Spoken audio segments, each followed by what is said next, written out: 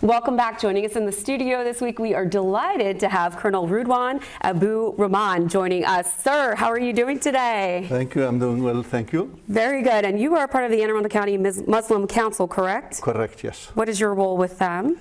I'm the president of the council since 2007.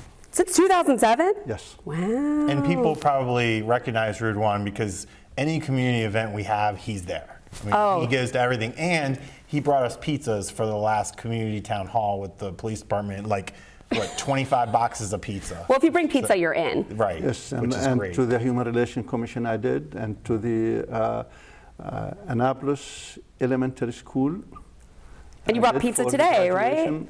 Where's Did you that bring pizza Today I'm fasting, so I'm sorry, it's no That's pizza. right. We're observing Ramadan right now. Why don't you Correct. tell us about Ramadan? Ramadan, our holy month Ramadan is that we fast for 30 days from dawn, which is 1.5 hours before sunrise till sunset, where we don't eat and we don't drink water or anything. We abstain from all food or nutrition to come through our body, even including injections. How are you doing right now? I'm doing very well, and I think you probably plan it to 3:30, so you can beat me up when I'm hungry. Yeah, I'm angry. I get hangry very quickly. Me too. So how do you? So I was raised Jewish, and we have Yom Kippur, which you also fast, and I get very hangry very fast. Tell us the reasoning behind the ritual in Ramadan. It is mandated by our teaching, which was the same thing for Christianity and Judaism. It was mandated for the same thing. Actually, it was 40 days. For Islam, we had 30 days, but with time, your rabbis and the Pope, and they alleviated the load. But in reality, we all start as Muslims, whether Christians, Jews, or Muslims, by message from God. The idea that we believe in the holy books, and all the holy books have the same It's recommendations. Atonement, right? Correct. So we keep that, but again, the healthy people, if you can fast, you have to fast. But which is healthy people, but the older people or sick person are excused from fasting. Or if traveling, and you can fast after the month of Ramadan. But during month of Ramadan, you only healthy people, they have to fast.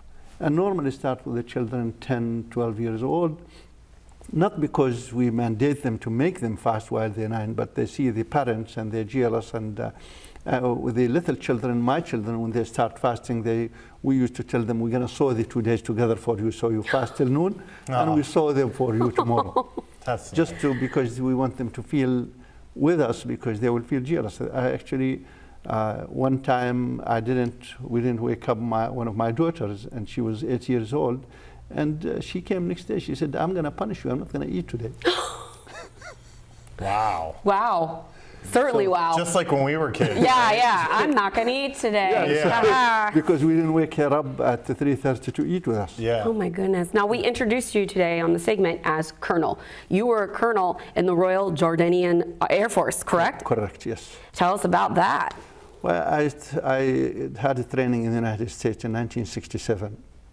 Okay. And then, of course, my military training, military academy in Jordan, United States Air Force, United States Army, another year, United Kingdom High Commanding Officer course, the Pakistan Air Force for 1 year operation officer. So I get a training from different countries. And one of my tours, I managed a program for Jordan with Westinghouse for 3 years in Linthicum, where we built a system, and I have 170 people, my supporting staff from Jordan with me. We were, for 3 years, we built the system, and we took it back to Jordan in 1988. Wow. Well, obviously, we're having you on the show for a lot of reasons, but one of the reasons is to try to explain to people the difference in the national headlines and what's going on locally. Obviously, we had the tragedy in Orlando this week where 100 people were killed or injured in this massacre that occurred, and the gunman supposedly was swearing allegiance to ISIS and espousing terrorist views. What was your reaction, first of all, when you saw the news about this? I was angry. I was angry and sad for the people who lost their lives and for someone who have a Muslim name, because actual Muslim will not commit a crime such that's a horrendous crime. That's to kill a human being, needless to say, 49 humans. So in our teachings, that when you kill one person, as if you killed the whole humanity. So this, number one. Number two, it's our holy month Ramadan. We are not allowed even to shoot a rabbit to eat. Right. We're not allowed to shoot anything to kill an animal, and yet he goes and kill people. But the thing is, we always have to wait and see what was the motives for criminals. He's not the only criminal in the United States who commit a crime or massacre. And looking at the news and hearing the things going on, the one should assume, anyone with intelligence, not with a media intention or politician for a purpose, will assume that it's a jealousy from a gay man toward other gay people. This man he's a gay man. He have frequent the same nightclub several times in the last year. Actually, that we were told that some of the patrons already knew him, and that's what we think, or I think, he were able to get a machine gun inside. So he must have somehow connection or known to them. His ex-wife, which she was for 5 months, and he imprisoned her, beat her up, she said he used to spend hours in front of the mirror. And a man don't need to do that. This plus, you hear in the media that he's coming, we're going to stop the refugees. This guy is born and raised in New York.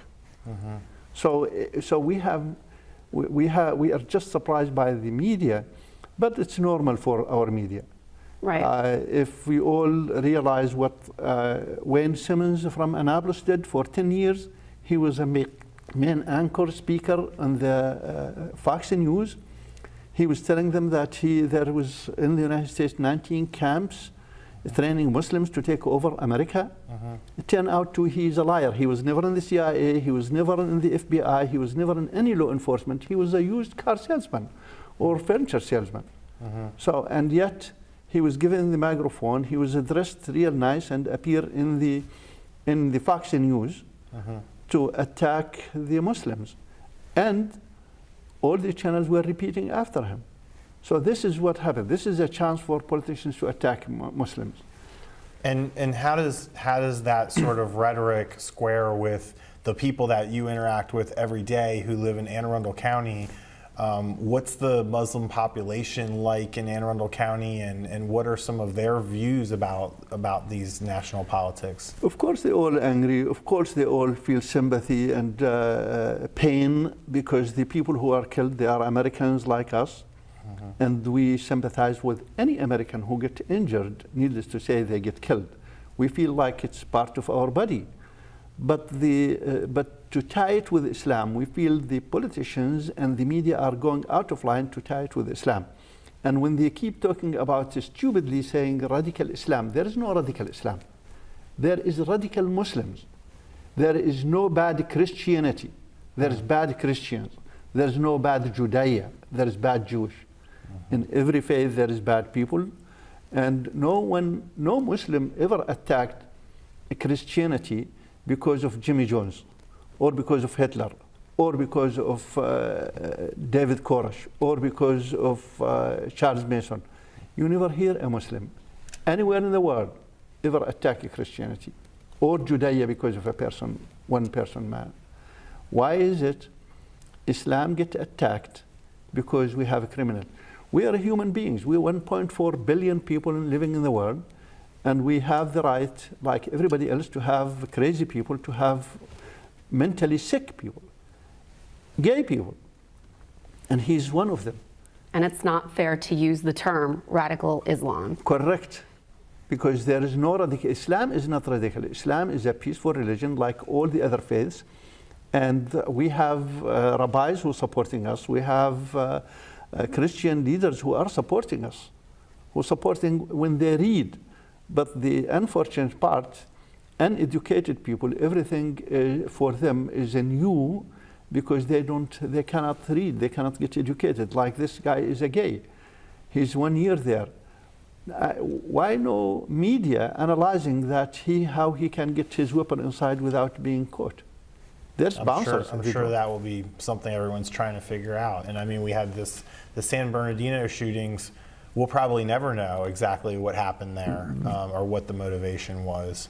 So you know, there's no question that the frequency of these sort of events, regardless of whether it's related to some sort of rhetoric tied to ISIS or what have you, we're having these mass shootings on a fairly regular basis now. And there's a lot of talk in the media about how it's become routine that the whole country mourns for 49 innocent people, and then we get into our usual arguments about gun control and about immigration, and nothing really changes. Absolutely. Here is a machine gun. The gun he carries, we don't even supply to our soldiers in the field. Why is it a man can walk in and buy a weapon like that? Why is it the magazine had to be 40 or 50 bullets? He's not a soldier. Right. This is armament made for soldiers, but the politicians is fighting among each other, but they're not giving us anything as people. They're not protecting us to protect the handicapped from getting weapons. And it's the same thing like in the TV, they're talking about that if people even can be prevented from flying, how come they can't buy a weapon? Right. I'm not an expert on it, but I've seen some information about attempts to do this before, and I think the main problem is that you can't make a simple law that accomplishes what you want to do without unintended consequences that infringe upon people feel infringes upon their rights. That's the problem, is that when you get down to the details of some of these bills, if we had an assault weapons ban, as it's known, would that really have stopped this person from doing what he did? We don't know for sure. We have some probably ideas will minimize about the effect. If a criminal used 2 handguns and 2 pistols and went into a nightclub, no matter what he can do, people can compact him easier, and he's not going to kill 49 people. And the one thing that we have changed, that we saw in this, is the SWAT teams have changed their tactics. They don't stand outside and negotiate anymore. They go right in there and eliminate the threat. That's a change that I believe came as a result of the San Bernardino shootings, where law enforcement has now collectively decided that we're not going to do this anymore, and at least there was it was still a terrible tragedy, but you wonder what would have happened if they stood outside and tried to. I agree, but see, our law enforcement is doing a fantastic job, but we're not giving them enough ammunition or laws to do what they can do. If we allow the assault weapons to be sold, we're jeopardizing their lives. In danger. We're putting their lives in danger because of our politicians, because of our laws. So the law enforcement have nothing to do with this. They can't stop that. Because even the FBI, when they say the FBI, they interviewed him a few times, they couldn't prevent him from buying a gun because it's not within their laws. Because when he's free out from the FBI, he can buy any weapon he wants, anyone.